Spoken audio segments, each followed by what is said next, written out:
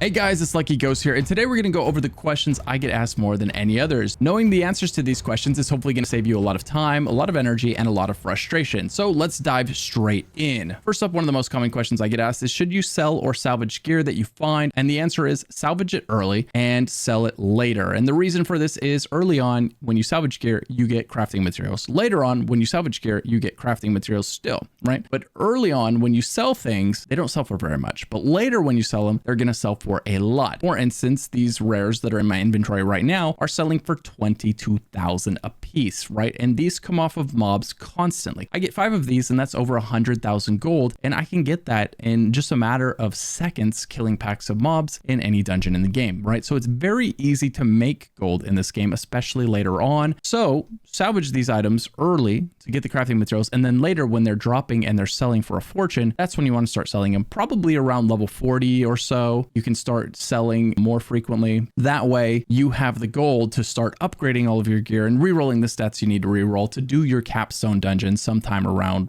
45 or 50 whenever you decide to do that. Very quickly, if you're like most people, you're going to end up with a stash full of legendaries that you are hoarding because you found them and you're reluctant to let them go just in case this character needs them or the next character or the one after that, and you don't want to worry about not being able to find it again. And that's pretty normal reaction, but you're going to eventually get to a point where your stash tabs are full and you have to make the decision on which ones to salvage. So let me help you with that. Basically, if it's not in your build, it's a great candidate to be salvaged. And if it's one that you don't need right now, but you're wondering you might need it later, there's another way to tell if you should probably hold on to it or not. And that's by looking at the roll that it got, right? So this one here says you deal 20% increased damage to vulnerable enemies while you have a barrier. Now that is 20 out of 20. If we look at it, it says it rolled a 20 out of what could have been 11 to 20%, right? So that is a perfect roll. Now, if we look at this other item here, it says basic skills grant 20% damage reduction for 3 seconds, which could have been anywhere between 2 and 6 seconds. So this rolled almost the minimum roll, right? Which is a worst case scenario. So this would be a great candidate to salvage it, right? Hopefully, if we ever do decide that we need this, we're going to get a much better roll on it because 3 seconds is just not a great roll. So hopefully looking at that stat alone is going to help you really cull your legendary stash pile that you've got accruing in your inventory. If you're not sure which ones to save and which ones to let go, which ones to salvage, right? Just look at the roll on them. If it got a good roll, maybe consider keeping it. If it got a bad roll, definitely go ahead and salvage it. And if it's a legendary that's pivotal to your build, good or bad, maybe hold on to that one just in case you get an upgrade and you don't have a good roll on one yet. You know, you can save it, right? So if it's pivotal to your build, good or bad, hold on to that one. Bloodline, Heroes of Lithis, the sponsor of today's video. Bloodline puts you in control of who shacks up with who to unlock crazy powerful Bloodline combinations. You can download the game and try it for free using my link or scanning the QR code on screen and receive an amazing starter pack worth $20. Right now, Bloodline is giving away tons of rewards all month long during its 1-year anniversary event in June. Claim free summons, diamonds, and resources simply by logging in every day. In Bloodline, you'll breed with companions and capture prisoners to unlock new bloodlines, like the brand new Titan Warriors. They are the enforcers of the Iron Will of Olympus. Then there's the Nine-Tailed Vulpins, who come from an eastern land of mysterious power. Hybrids you create inherit not only the talents and traits of their parents, but also the unique appearances passed down from each family tree and fused into one. Also, all players can obtain uniquely designed hybrid champions, Bloodcraft Legends, by earning points in seasonal guild wars. So raise heirs with companions, find waifus, build your own kingdom and economy with strategic gameplay, and enjoy beautiful scenes and captivating storylines. New bloodlines and legendary hybrids are constantly being released into the game, so the possibilities are endless for you to seek out the greatest hybrid to suit your style. Download the game for free right now on both Android and iOS. Use the link in the description or scan the QR code on screen to get the anniversary starter pack worth $20, containing 1 random champion and summoning crystal, 100,000 gold, and 100 diamonds. The first 30 players to leave their in-game account ID and username in the response to the pinned comment below will receive a free legendary female Titan Warrior. Thanks for listening. Let's get back to the video. This kind of brings us to the next quick tip, which is advanced tooltips. If you don't have this turned on, you need this turned on because of things like what I just described to you there. If you've never seen this gray text after the numbers in your tooltips telling you what the range is, that's because you don't have advanced tooltips on. All you have to do is go ahead and open your options, go to gameplay, And then right here, you have advanced tooltips compare and advanced tooltip information. You're going to want both of these on. It's going to make it so much easier to tell if an item is actually good or not, if you can do better or if you can't, right? If it's got the best roll possible, you're going to want to hold on to it. If it's got the worst roll possible, you're going to want to keep looking. So definitely turn that option on. Next up is the Renown system. Diablo 4 has an incredibly robust Renown system. This is your kind of account-wide progression. This is going to carry over to your other characters that you make, right? And so it's very, very useful to do, not only because it's useful for the character that you're playing, because it's going to give you stats that are incredibly useful. They're going to make you a lot more powerful. They're going to give you skill points. It's going to give you core stats like intelligence, strength, right? And it's also going to give you Paragon points, which are really powerful later on. So doing your Renown system is very important for your character's progression, and there is a lot of it. So it's one of those things where knowing how to approach it can save you a lot of time. It can save you days, maybe even weeks of your time, depending on how many hours of your day you're putting into this game every day. So the first thing to consider is it's going to be tempting maybe to full clear zones as you go through them one at a time. When you're running through these zones the first time, you're going to be going through them all on foot, which takes a long time. This is a very big game. The zones are very large, and running from A to B is going to be a massive time sink. Just walking on foot to the next dungeon, to the next cellar, to the next quest marker, to the next altar of Lilith, right? There are tons, hundreds, literally hundreds of things for you to run to, and each one of these things takes twice as long when you don't have your mount. So it's definitely worth considering kind of hugging the main story quest a little bit more as you progress through the campaign to unlock that mount.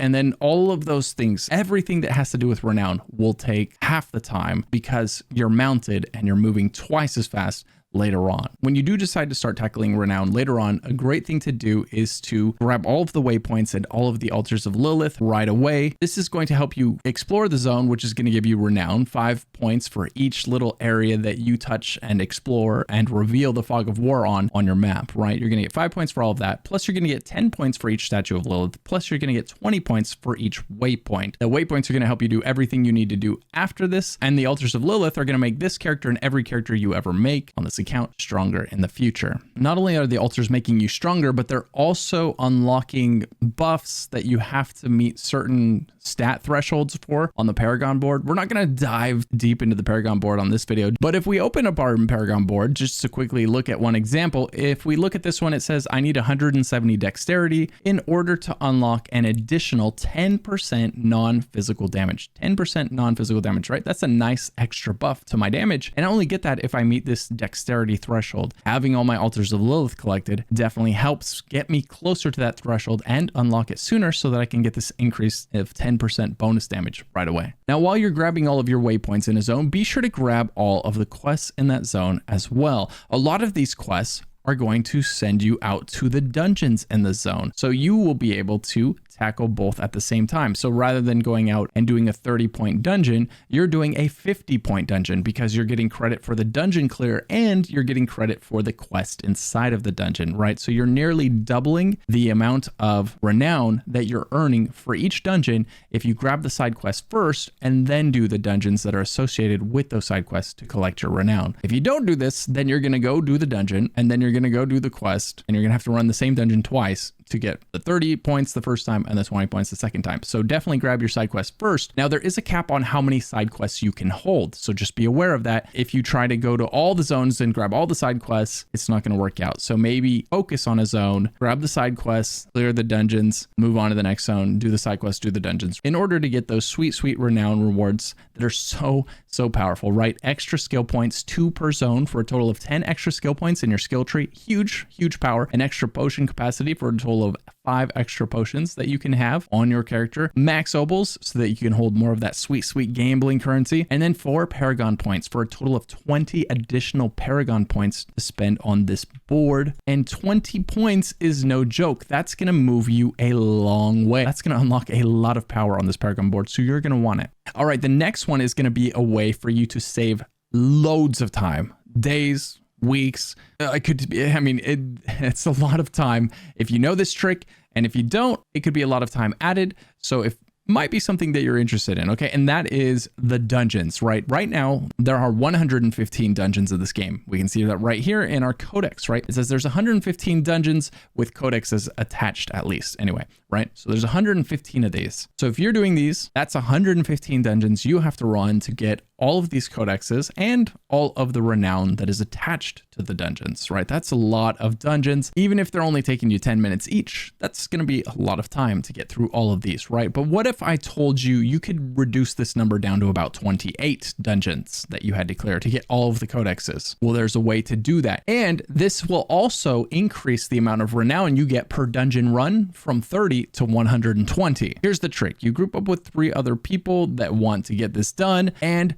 you and your 3 friends or your 3 clanmates or your 3 other people that are needing these aspects, right? 3 randos, doesn't matter, right? You each group up and then you each take a zone. So you go to this zone, they go to, one goes to this zone, one goes to this zone, right? And you start running the dungeons. So every time you run one dungeon, knock the world tier down to 1. It doesn't matter, right? You're here for the renown and the codex if you're doing this, right? So you can blow through these in world tier 1 by yourself, even in a group of 4. You go to a dungeon, say you go to this one, and someone else goes to this one over here, and they're working their way through this zone, right? And so by the time you finish the dungeons in this zone, person number 2 finished the dungeons in this zone, person number 3 finished the dungeons in this zone, and person number 4 finished the dungeons in this zone, and then you can all group up to take down Kyrgyzstan together, right? And by doing that, you ran 28 dungeons at 120 renown apiece instead of running 115 dungeons at 30 renown apiece, right? This is a massive, massive time saver if you have 3 people that you can group up with. Even if you only have 1 other person that you can group up with, you're still cutting the time to accomplish this in half. So it's a huge time saver, just something for you to be aware of that exists. It's an option. If you're a solo player, I respect that, then don't worry about it. But for you group players out there, for the people that like to play this game with their friends, this is going to be huge for you. Now, the next thing is upgrading your gear and why it's so important to do that, right? One of the most important stats that you're going to have on your character is the plus to skills modifier. Each one of these pieces of gear is capable of rolling a various assortment of stats, right? And one of those stats, for instance, is like your gloves is capable of rolling your core skills on it, right? So for my character right now, I'm using ice shards, and we can get plus to ice shards on our gloves, right? So we did that, right? And this rolled a plus to 2 ice shards by going to the merchant and upgrading this 5 times. It changed that 2 to a 3, making these gloves 50% better for my build than they were before, right? A huge upgrade at level 5. So if you get a good pair of gloves or a good piece of gear, like this one here gives me the Hoarfrost passive, it's giving me 3 levels of it instead of the 2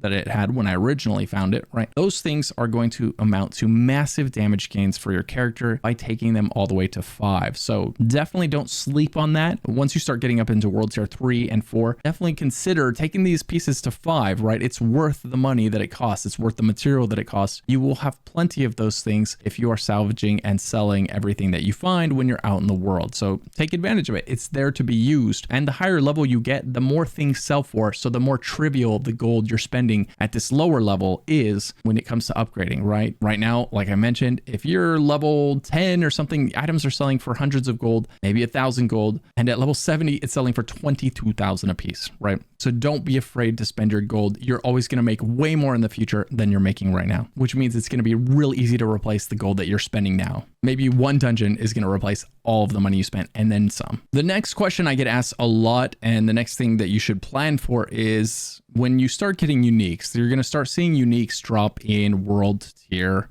3. Uniques are items that look like this right here. It has a slightly different shade to it, maybe more of a gold, less of an orange. I don't know how you want to describe this color. It looks like this, and it is called a unique. And you're going to start getting these in World Tier 3, and you're going to continue getting them in World Tier 4. And the thing to know about these is how they drop is how they are. You cannot roll the stats on these, and you cannot re-roll the stats.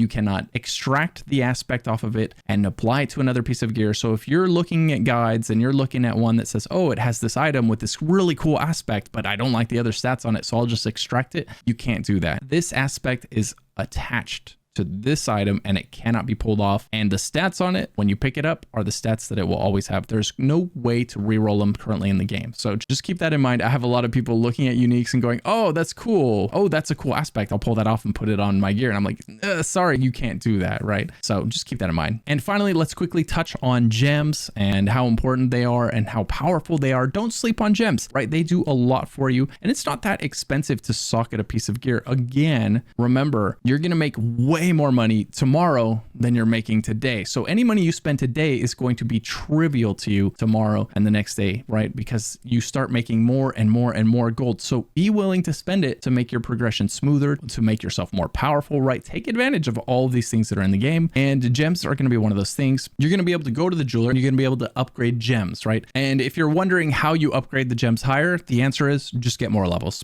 When you level up, you unlock higher tiers of gems and you'll be able to upgrade your gems higher. That's all it is. There's nothing you can do to accelerate that except for level up faster. The tier of gem that you're allowed to make is tied to the level that you are, right? That's it. So gems, really good gems. If you're wondering what to put in your weapon, a really good gem for almost everybody is going to be your sapphires. These are the blue ones, and they're going to give critical strike damage to crowd controlled enemies. Crowd controlled enemies are enemies that are slowed, stunned, frozen, or any other way immobilized by your character, right? Almost everything that you do to inhibit or restrict an enemy's movement, this will apply. So that means I'm basically getting this buff anytime I'm interacting with any enemy. This is a great one. If you're running a build that has really high uptimes on vulnerability, that's a great gem to put in as well. The one that gives crit damage to vulnerable enemies, I believe that's the Emerald. So you've got choices, but those are the two that are generally going to be always good unless you're running a dot build. Now, if you're running a dot build, do not run critical strike damage because dots can't crit. So you're most likely not going to want crit to damage if your dots are not critting, right? So just keep that in mind. There is another gem that gives you bonus to damage over time abilities. That's the one you would want to use if you're using something like a firewall build that is just basically laying down dot damage. In your gear, you can never go wrong with max life from rubies. You know, getting more health is always going to be beneficial. That's going to help against any type of damage you take. And if you consider what causes most of your deaths in Diablo, it's probably getting crowd controlled. So taking reduced damage from crowd control is never a bad idea either. In your jewelry, it just kind of depends what you need. You can look at your resistance that is lowest and slap a gem in there to fix that. There's a lot of talk going around that resistances are basically useless in the game. So you could even consider the idea of taking skulls to increase your armor instead of adding to your resistances until that all gets sorted out. And those are the questions that you guys were asking me every day in stream. Hopefully this was helpful for you. Hopefully you learned something from this video. If you did, please leave a like and a comment down below. If you're not sure what to do next, maybe swing by my stream over at twitch.tv/luckyghost. I'm going to be there talking to my chat and playing Diablo right now. Otherwise, check out one of these great videos popping up on screen right now.